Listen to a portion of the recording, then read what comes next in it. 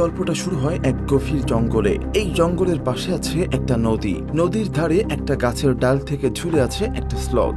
আসলে এই স্লথগুলো ভীষণ ধীর গতির প্রাণী ও নিজের মনেই হয়তো কিছু খুঁজছে, কিন্তু হঠাৎ করে একটা বিপদ আসে। নদীর নিচ থেকে উঠে আসে একটা বিশাল আকারের কুমির আর সোজাসুজি এই স্লথটার উপর ঝাঁপিয়ে পড়ে। কি ভয়ঙ্কর একটা দৃশ্য, তাই না? কয়েক সেকেন্ডের মধ্যেই আমরা দেখি নদীর পানিতে টকটকে লাল রক্ত ছড়িয়ে পড়েছে। তা দেখে মনে হচ্ছে কুমিরটা মনে হয় বেচারা স্লথটাকে গিলে খেয়ে ফেলেছে। মনে হচ্ছে গল্পের শুরুতেই হয়তো সব শেষ, কিন্তু না, গল্প তো কেবল শুরু। কিছুক্ষণ পরে দেখা যায় সেই স্লথটা একদম ঠিকঠাক পানি থেকে উঠে আসছে। কিন্তু মজার বিষয় কি জানেন?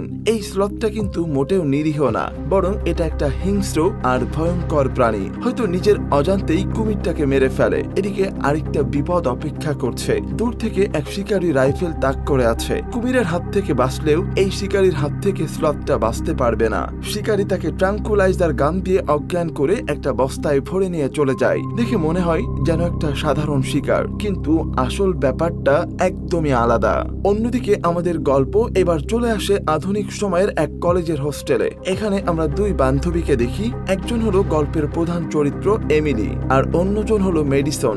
এমিলির একটা বদ অভ্যাস আছে, সে সোশ্যাল মিডিয়ায় অ্যাডিক্টেড। সবসময় সে নিজের ছবি তুলে ইনস্টাগ্রামে পোস্ট করে, লাইক কমেন্ট গোনে, আর এটা মেডিসনের একদম পছন্দ না। তাই একসময় বিরক্ত হয়ে মেডিসন এমিলিকে ছেড়ে চলে যায়। মেডিসন চলে যাওয়ার পর এমিলি একাই হাঁটছে, আর তখনই সে দেখে একটা কিউট কুকুর ছানা। সে দৌড়ে গিয়ে কুকুরটাকে কোলে তুলে নিয়ে তার সাথে সেলফি তুলতে শুরু করে। কুকুরটার মালিক এমিলিকে দেখে বেশ খুশি হয়ে যায়। লোকটা এমিলিকে প্রশংসা করে বলে যে এমিলি খুবই দয়ালু, সে পশুদের ভালোবাসে। তারা দুজনে একসাথে কুকুরটার সাথে ছবি তোলে, আর এমিলি সেটা সোশ্যাল মিডিয়ায় পোস্ট করে দেয়। কুকুরের মালিক এমিলিকে তখন আরো একটা মজার খবর দেয়। সে বলে যে আজকাল নাকি স্লথকেও পোষা যায়, আর তাদের ছবি সোশ্যাল মিডিয়ায় দিলে নাকি খুব তাড়াতাড়ি ফলোয়ার্স বাড়ে। এমিলি এই কথা শুনে বেশ অবাক হয়। লোকটা তাকে তার ভিজিটিং কার্ড দিয়ে বলে যে স্লথ কিনতে চাইলে যেন তার সাথে যোগাযোগ করে। এমিলি কার্ডটা নিয়ে বেশ উৎসাহিত হয়ে ওঠে। সে তখন থেকেই কল্পনা করতে শুরু করে কিভাবে এই স্লথ তার জনপ্রিয়তা বাড়াতে পারে। এরপর আমাদের গল্প চলে আসে কলেজের এক সরোরিটি হাউসে। এখানে আমরা ব্রিয়ানা নামে এক সুন্দরী আর ফেমাস ছাত্রীকে দেখি, যে হোস্টেলের প্রেসিডেন্ট। সে এর আগেও 3 বার নির্বাচনে জিতেছে এবং এবারও সে জিততে চলেছে।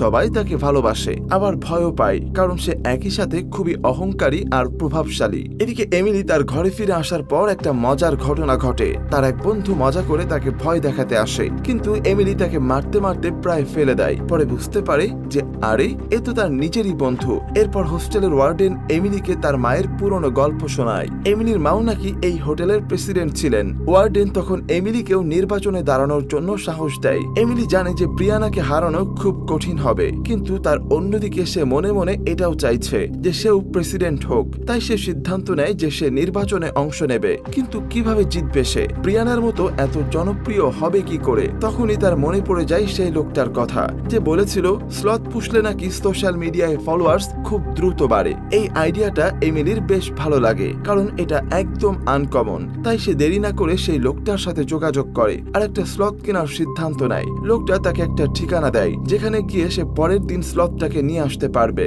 পরের দিন সেই লোকটা যখন খাঁচা থেকে স্লথটাকে বের করতে যায়, তখনই একটা ভয়াবহ ঘটনা ঘটে। স্লথটা হঠাৎ করে লোকটার উপরে ঝাঁপিয়ে পড়ে আর তার ধারালো নখ দিয়ে লোকটাকে ভয়ঙ্কর ভাবে মেরে ফেলে। এই দৃশ্য দেখে বোঝা যায় যে এটা কোনো সাধারণ স্লথ নয়, বরং একটা হিংস্র আর ভয়ঙ্কর খুনি প্রাণী। এদিকে এমিলি একটা কার্ডবোর্ডের বাক্সে করে স্লথটাকে নিয়ে হোস্টেলে ফেরে। হোস্টেলে ঢুকেই সে দেখে ব্রিয়ানা অন্যান্য মেয়েদের সাথে মিটিং করছে। ব্রিয়ানা তাকে দেখেই ব্যঙ্গ করে কথা বলতে শুরু করে। এমিলি বাক্সটা হাতে নিয়ে সিঁড়ি দিয়ে ওঠার সময় ব্রিয়ানা তাকে ধাক্কা দেয় আর বাক্সটা নিচে পড়ে যায়। বাক্সটা খুলতেই স্লথটা বেরিয়ে আসে। নিচে দাঁড়ানো অন্যান্য মেয়েরা তাকে দেখে অবাক হয়ে যায় আর বলে, আহ কি কিউট। এমিলি দ্রুত স্লথটাকে কোলে তুলে নেয়। ব্রিয়ানা তখন নিয়ম দেখিয়ে বলে যে হোস্টেলে কোনো পোষা প্রাণী রাখা যাবে না, কিন্তু এমিলি নতুন একটা নিয়ম বলে যে যদি বেশিরভাগ মেয়ে ভোট দেয় তাহলে সে স্লথটাকে রাখতে পারবে। আর তখন সেখানে থাকা অনেক মেয়ে স্লথটাকে রাখার পক্ষে ভোট দেয়। এতে এমিলি খুবই খুশি হয় আর সাথে সাথে ঘোষণা করে যে সেও হাউস প্রেসিডেন্ট নির্বাচনে লড়বে। এটা শুনে ব্রিয়ানা রেগে আগুন হলেও আপাতত তার করার কিছুই নেই। স্লথটার কারণে এমিলি ধীরে ধীরে জনপ্রিয় হয়ে উঠছে, কিন্তু মেডিসনের কাছে স্লথটাকে মোটেও ভালো লাগছে না। সে এমিলিকে বোঝানোর চেষ্টা করে যে এই প্রাণীটা ঠিক স্বাভাবিক নয়, ওকে জঙ্গলে ছেড়ে আসা উচিত, কিন্তু এমিলি তার কোনো কথাই শোনে না, কারণ স্লথটার জন্য তার ফলোয়ার্স হু হু করে বাড়ছে। এমিলির আরেক বন্ধু স্লথটার জন্য কিছু ট্যাবলেট এনে দেয় যাতে মানুষের ভিড়ে সে ভয় না পায়। এমিলি স্লথটাকে সেই ট্যাবলেট খাইয়ে দেয়, কিন্তু এমিলি যখন নিজেকে সাজাতে চলে যায় তখন স্লথটা মুখ থেকে ট্যাবলেটটা ফেলে দেয় আর কম্পিউটারে সেই লোকটার প্রোফাইল দেখতে শুরু করে যে তাকে বিক্রি করে দিয়েছিল। দেখে মনে হচ্ছে সে যেন মানুষ, সে এত চালাক যে সব বুঝতে পারছে। এমিলি স্লথটাকে নিয়ে পার্টিতে যায় আর সেখানে সবাই স্লথটাকে খুবই পছন্দ করছে। এদিকে ব্রিয়ানা তার এক বন্ধুকে স্লথটাকে জঙ্গলে ছেড়ে আসার দায়িত্ব দেয় যাতে এমিলির ফেমাসিটি কমে যায়। সে এমিলিকে বলে একটু দেবে স্লথটাকে কোলে নিতে, ও তো খুবই কিউট। এমিলি সরল মনে স্লথটাকে তার হাতে দিয়ে দেয়, আর যেই না স্লথটা সেই মেয়েটার কোলে দেয় অমনি ব্রিয়ানা ইশারা করে আর মেয়েটা স্লথটাকে নিয়ে জঙ্গলে ছেড়ে দেয়। ব্রিয়ানার কাজ হয়ে গেছে, তাই মেয়েটা হোস্টেলে ফিরে আসে, কিন্তু সেই মেয়েটা জানে না যে স্লথটা জঙ্গলে ফিরে যায়নি। সে চুপিসারে হোস্টেল বিল্ডিং এর দিকে আসছে। রাস্তা পার হওয়ার সময় সে একটুর জন্য গাড়ির নিচে চাপা পড়তে গিয়েও বেঁচে যায়। অবশেষে সে হোস্টেল বিল্ডিং এ পৌঁছায়। সে সরাসরি সেই মেয়েটার জানালার কাছে পৌঁছে যায় যে তাকে জঙ্গলে ফিরে এসেছিল। স্লথটার রুমে ঢুকে সেখানে থাকা সমস্ত ডিপ্রেশনের ট্যাবলেট মেয়েটার গ্লাসে ফেলে দেয়, কারণ স্লথটা খুবই চালাক, সে জানে কিভাবে প্রতিশোধ নিতে হয়। মেয়েটা যেই ট্যাবলেট মেশানো পানিটা খায় অমনি সে মাথা ঘুরে পড়ে যায়। সে দেখে স্লথটা তাকে এক দৃষ্টিতে দেখছে, তার মনে হয় সে হ্যালুসিনেট করছে, কিন্তু স্লথটা তো সত্যি সেখানে আছে। স্লথটা তাকে ভূতেদের মতো ভয় দেখাতে থাকে, কখনো এখানে কখনো ওখানে। শেষ পর্যন্ত স্লথটা তার উপর ঝাঁপিয়ে পড়ে আর নিজের ধারালো নখ দিয়ে তাকে আঘাত করে মেরে ফেলে। আমরা দেখি পার্টি শেষ হয়ে গেছে, তাই সবাই হোস্টেল ছেড়ে চলে যাচ্ছে, কারণ বাইরে বৃষ্টি শুরু হয়ে গেছে। কিন্তু এমিলি তখনও তার স্লথটাকে খুঁজে বেড়াচ্ছে। তখনই ব্রিয়ানা তার কাছে চলে এসে বলে, ও তুমি তোমার স্লথটাকে খুঁজছো, আমি তো তাকে জঙ্গলে ছেড়ে এসেছি। এই কথা শুনে এমিলি খুবই কষ্ট পায়। সে তাকে খুঁজতে বাইরে যায়, কিন্তু প্রচুর বৃষ্টি আর অন্ধকারে সে কিছুই খুঁজে পায় না। হতাশ হয়ে সে ঘরে ফিরে আসে। স্লথটার জন্য তার মন খুবই খারাপ হয়ে যায়, কিন্তু হঠাৎ করে সে দেখে তার ঘরের মধ্যে স্লথটা দিব্যি বেঁচে আছে। তাকে দেখে এমিলি একটু স্বস্তি পায়। সে দ্রুত তাকে কোলে তুলে নেয় আর জড়িয়ে ধরে, কিন্তু এমিলি জানে না যে কিছুক্ষণ আগেই স্লথটা একটা মেয়ের জীবন কেড়ে নিয়েছে। অন্ধকারে সে স্লথটার হাতে লেগে থাকা রক্তের দাগও দেখতে পায় না, কিন্তু অবাক করা ব্যাপার হলো ওদের গ্রুপের একজন সদস্য নিখোঁজ হয়ে গেলেও তারা কেউই সেদিকে খেয়াল করে না। দিন কেটে যাচ্ছে আর স্লথটা সবার সাথেই আছে। একদিন সবাই যখন বাস্কেটবল খেলছে তখন ভুলবশত একটা বল এসে স্লথটার উপর পড়ে। স্লথটা মানুষের মতো করে বলটা ধরে আর রেগে গিয়ে নিজের নখ দিয়ে বলটা ছিঁড়ে দেয়। এবার সে সেই মেয়েটার উপরে রেগে যায় যার বল তার উপরে পড়েছিল, তাই রাতে সে চুপচাপ সেই মেয়েটির ঘরে গিয়ে তাকেও মেরে ফেলে। স্লথটার সাথে যে কেউ খারাপ ব্যবহার করে বা যে মেয়েকে স্লথটার পছন্দ হয় না তাকেই সে মেরে ফেলে, কখনো কারেন্ট দিয়ে কখনো বা নখ দিয়ে আঘাত করে।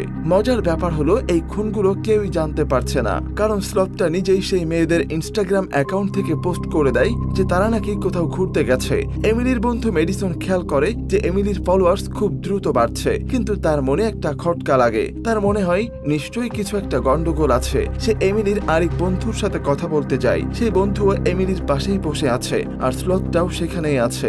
স্লথটা তাদের সামনেই বিয়ারের বোতল খোলে আর মানুষের মতো করে বিয়ার খায়। এমিলি বা তার অন্য বন্ধু কেউই এই অস্বাভাবিক আচরণটা খেয়াল করে না, কিন্তু মেডিসন ঠিকই খেয়াল করে যে একটা প্রাণীর এমন আচরণ একদমই স্বাভাবিক না। তখন এমিলি কিছু জিনিস আনতে পুলের পাশ থেকে ভেতরে যায়। এই সুযোগে মেডিসন স্লথটাকে নিয়ে হোস্টেল থেকে পালিয়ে যাওয়ার চেষ্টা করে। সে স্লথটাকে জঙ্গলে রেখে আসতে চায় যাতে সে এমিলির কাছে না থাকতে পারে, কিন্তু তার আগেই এমিলি এসে তাকে ধরে ফেলে। আসলে এমিলি তখন ফেমাস হওয়ার জন্য এতটাই মরিয়া যে সে বুঝতে পারে না তার বন্ধু তার ভালো চাইছে। সে তখন মেডিসিনের সাথে খুবই ঝগড়া করে। ঝগড়ার মধ্যে স্লথটা এমিলির পকেট থেকে ফোনটা বের করে রাস্তায় ফেলে দেয়। মেডিসন যেই ফোনটা তুলতে যায় অমনি একটা দ্রুত গতির গাড়ি এসে তাকে চাপা দেয়। এই দুর্ঘটনা স্লথটা ইচ্ছা করে করিয়েছে। সে দূর থেকে গাড়ি আসতে দেখেছে আর জানে যে মেডিসন যখন ফোনটা তুলতে যাবে তখনই গাড়িটা তাকে চাপা দেবে। মেডিসন খুব গুরুতর আহত হয়ে হাসপাতালে ভর্তি হয়। ভালো খবর হলো যে সে কোনোভাবে বেঁচে গেছে, কিন্তু তার অবস্থা খুবই খারাপ। আর নিজের ক্লোজ ফ্রেন্ডকে এই অবস্থায় দেখে এমিলি খুবই কষ্ট পায়। সে মেডিসনকে কথা দেয়